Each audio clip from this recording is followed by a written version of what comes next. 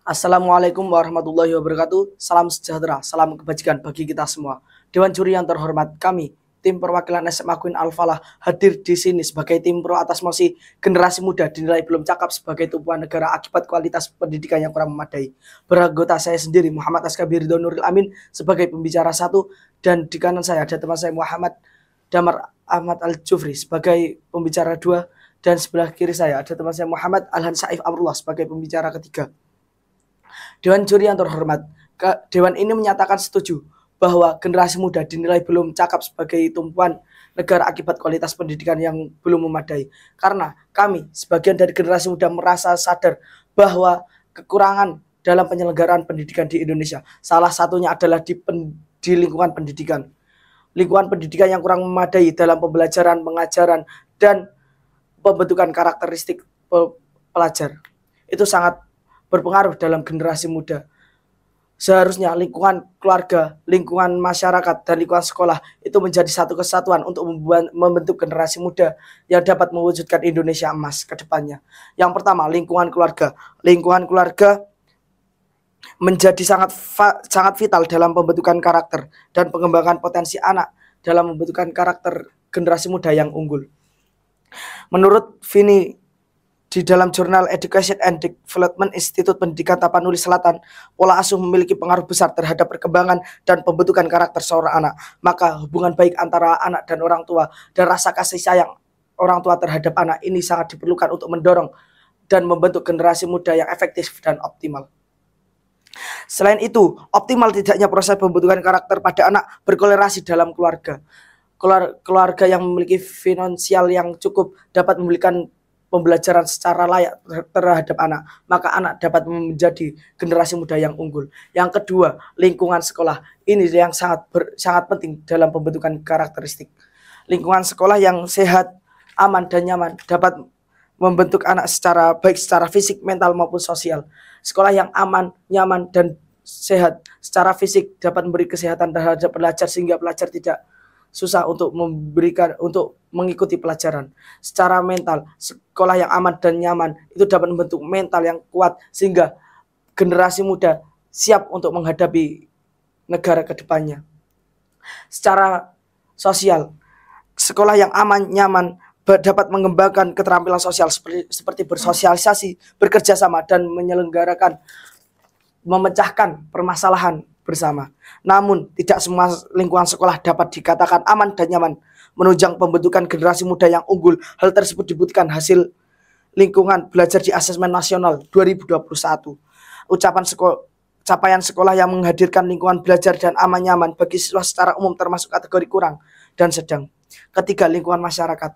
Ini yang perlu kita lihat. Lingkungan masyarakat sangat berpengaruh dalam pembentukan generasi muda. Banyak generasi muda Indonesia yang kritis, akan tetapi efek dari lingkungan masyarakat yang keras merusak moral dan karakter terhadap pelajar. Ini dewan juri yang perlu kita pecahkan masalah. Cukup sekian penjelasan dari saya. Selanjutnya akan dilanjutkan oleh teman saya selaku pembicara kedua. Assalamualaikum warahmatullahi wabarakatuh. Salam sejahtera bagi kita semua. Dewan juri yang terhormat, saya, Damar Ahmad Al-Jufri, selaku pembicara kedua dari tim SMA Queen Al-Falah, hendak menegaskan bahwa kami setuju atas mosi pemuda dinilai kurang cakap sebagai tumpuan negara akibat dari kualitas pendidikan yang kurang memadai. Karena menurut beberapa data, kualitas akademis generasi muda bangsa Indonesia berada pada tingkat yang rendah, jauh dari kata cakap sebagai tumpuan negara. Menurut Direktorat Jenderal Anggaran, skor PISA Indonesia sejak tahun 2001 belum mengalami peningkatan yang signifikan. Bahkan pada tahun 2018, sekitar 52% dari pelajar Indonesia yang menjadi sampel PISA berada dalam kategori low performer. Menurut Ma'arif Journal of Education, PISA 2018 secara internasional menempatkan Indonesia pada peringkat ke-72 dari 79 negara yang bergabung dengan OECD. Indonesia sendiri pada hasil TIMSS 2015 menempati peringkat ke-44 dari 49 negara untuk matematika dan peringkat ke-44 dari 47 negara dalam bidang seni. Data-data ini menunjukkan bahwa kualitas pemuda Indonesia masih sangat rendah. Dan secara tidak langsung juga menunjukkan bahwa kualitas pendidikan Indonesia masih belum mumpuni dalam mencetak generasi-generasi yang cakap dan kompeten. Lalu, mengapa kualitas pendidikan Indonesia masih kurang? Apa faktor-faktor yang mempengaruhi kualitas pendidikan? dan mengapa persoalan pendidikan di Indonesia tak kunjung usai.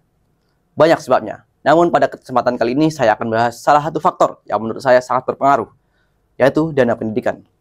Menurut Peraturan Pemerintah Republik Indonesia Nomor 48 Tahun 2008 tentang pendanaan pendidikan, dana pendidikan adalah sumber daya keuangan yang disediakan untuk penyelenggaraan dan pengelolaan pendidikan. Dana pendidikan sangat berpengaruh pada faktor-faktor yang mempengaruhi kualitas pendidikan, di antaranya kualitas fasilitas infrastruktur, pendanaan kurikulum, hingga gaji bagi tenaga pengajar atau guru. Pada akhirnya, dana pendidikan juga mempengaruhi kualitas pendidikan. Undang-Undang Dasar 1945 Pasal 31 Ayat 4 berbunyi, negara memprioritaskan anggaran pendidikan sekurang-kurangnya 20% dari total anggaran pendapatan dan belanja negara, serta dari anggaran pendapatan dan belanja daerah untuk memenuhi kebutuhan penyelenggaraan pendidikan nasional. Namun, pada kenyataannya, Kementerian Pendidikan, Budaya, Riset, dan Teknologi tidak sepenuhnya mengelola 20% anggaran tersebut. Pada tahun 2024, Kemendikbudristek hanya mengelola 15% atau 98,9 triliun rupiah dari total anggaran pendidikan 665 triliun rupiah. Sementara untuk pembiayaan perguruan tinggi hanya ada alokasi sebesar 56,1 triliun rupiah atau 1,6% dari total APBN. Kondisi ini masih jauh dari standar ideal yang ditetapkan UNESCO.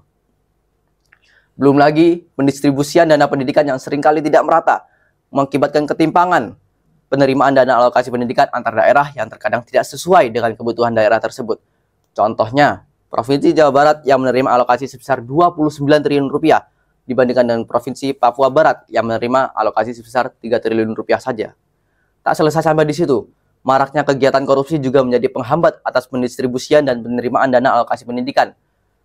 Menurut dari Indonesian Corruption Watch, ICW mencatat bahwa kasus korupsi di sektor pendidikan masih sangat tinggi. Korupsi sektor pendidikan bahkan tidak pernah keluar dari posisi 5 besar kasus korupsi yang sering terjadi. Sepanjang tahun 2023, tercatat 30 kasus korupsi pendidikan yang ditindak oleh penegak hukum, yang mana 40% dari kasus korupsi tersebut merupakan korupsi dana bantuan operasional sekolah.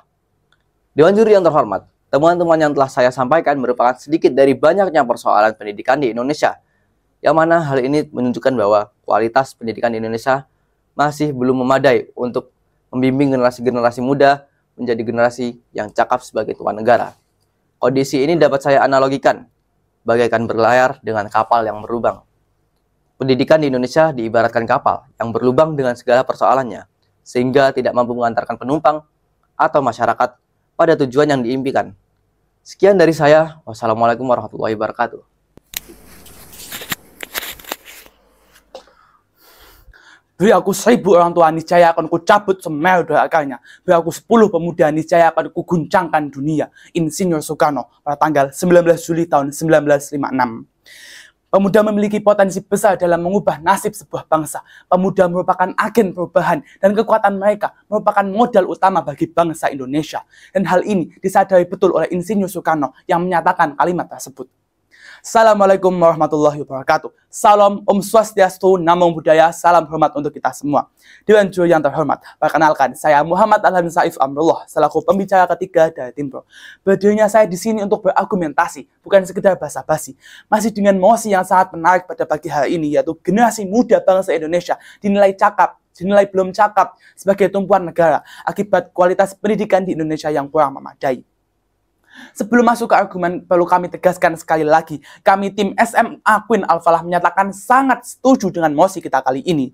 Karena memang seharusnya generasi muda sebuah bangsa bisa dijadikan tumpuan bagi bangsanya.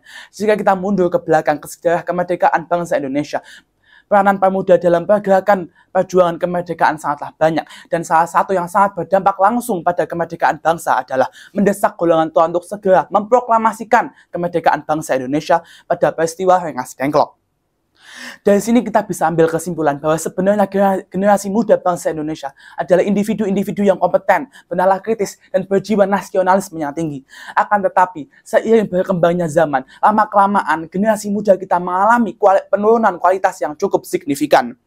Dari sekian banyaknya faktor yang melatar belakangi, faktor yang perlu digarisbawahi karena dianggap sangat berdampak bagi penurunan kualitas generasi muda adalah sistem pendidikan yang kurang memadai. Menurut Undang-Undang Nomor 20 Tahun 2003 tentang Sisdiknas, sistem pendidikan nasional merupakan keseluruhan komponen pendidikan yang saling terkait secara terpadu untuk mencapai tujuan pendidikan nasional.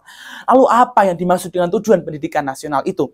Secara umum, tujuan pendidikan nasional adalah memastikan seluruh warga negara Indonesia mendapatkan akses dan kesempatan ke pendidikan yang layak dan berkualitas. Namun tujuan ini tak kunjung tercapai karena terdapat banyak sekali penghambat yang menjadikan kualitas pendidikan di Indonesia sangatlah rendah. Masalah ini harus dikaji lebih lanjut karena adanya korelasi atau hubungan antara sumber daya manusia dan rendahnya kualitas pendidikan. Pada kesempatan kali ini saya akan mengangkat 2 poin utama yang menghambat kemajuan pendidikan di Indonesia. Yang pertama adalah kesejahteraan guru yang masih belum terpenuhi.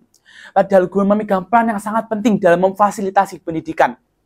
Tentu saja diperlukan kesejahteraan bagi guru untuk menopang mereka supaya bisa menjalankan perannya dengan baik. Akan tetapi di Indonesia kesejahteraan tak kunjung didapatkan oleh para guru. Berdasarkan data dari penelitian oleh UNICEF pada tahun 2023 menyatakan bahwa kesejahteraan guru di Indonesia masih sangat rendah. Banyak sekali guru di daerah kurang berkembang yang mengalami masalah dalam gaji yang rendah dan kurangnya pelatihan profesional. Tentu saja ini akan berdampak langsung pada pengajaran yang mereka berikan. Dapat dipastikan bahwa tingkat kesejahteraan guru yang rendah akan berdampak buruk bagi kualitas pendidikan di Indonesia. Oleh karena itu, semua pihak yang terlibat termasuk pemerintah harus menyadari pentingnya menjaga kesejahteraan para guru dan berusaha untuk memberikan upah atau penghargaan yang layak sesuai dengan kontribusi mereka dalam mencetak generasi penerus bangsa. Yang kedua, pemerintah yang belum menjalankan perannya dengan baik dalam memajukan pendidikan di Indonesia. Berdasarkan Undang-Undang Nomor 20 Tahun 2003, Pasal 31 Ayat 3 tentang Sistem Pendidikan Nasional menyatakan bahwa pemerintah menyelenggarakan dan mengusahakan satu sistem pendidikan nasional yang meningkatkan keimanan, ketakwaan, serta akhlak mulia dalam rangka mencerdaskan kehidupan bangsa. Dari sini dapat kita tarik kesimpulan bahwa pemerintah memegang peran yang sangat penting dalam memajukan pendidikan di Indonesia. Namun kenyataannya, pemerintah masih belum bisa menjalankan perannya dengan baik. Mulai dari penyaluran dana pendidikan yang masih belum merata, membuat kebijakan pendidikan yang dinilai kurang efektif, mengembangkan kurikulum yang penuh kendala, sampai kurangnya menjaga kesejahteraan bagi para guru. Tentu saja semua ini akan berdampak langsung pada kualitas pendidikan di Indonesia.